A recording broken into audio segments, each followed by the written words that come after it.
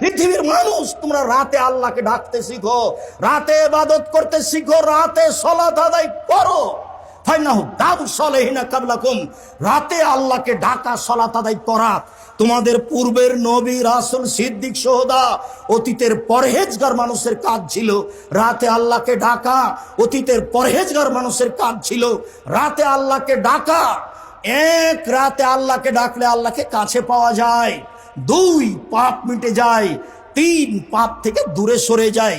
হুয়া কুরবাতুল লাকুম ইলা রাব্বিকুম, তাহলে তোমরা প্রতিপালককে নিকটে পাবা, পাপ মিটে যাবে, পাপ দূরে সরে যাবে। পৃথিবীর মানুষ, তোমরা রাতে আল্লাহকে ডাকো, রাতে ডেকে আল্লাহর কাছে হয়ে কান্নাকাটি করো। আবু হুরায়রা রাদিয়াল্লাহু তাআলা আনহু বলেন, রাসূল সাল্লাল্লাহু আলাইহি ওয়াসাল্লাম বলেছেন, লাইসা শাইউন আকরামা ইনদাল্লাহি মিনাদ দুআ, আল্লাহর কাছে চাওয়া কাজটি আল্লাহর কাছে যত প্রিয়, পৃথিবীর কোনো কিছু আল্লাহর কাছে তত প্রিয় নয়। এক, আল্লাহর ভয়ে কান্নাকাটি, এক ফোঁটা চোখের পানি আল্লাহর কাছে যত প্রিয়, পৃথিবীর কোনো কিছু আল্লাহর কাছে তত প্রিয় নয়।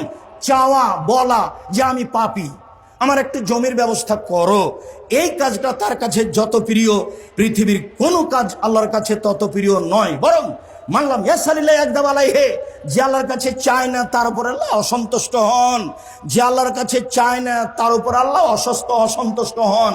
আল্লাহ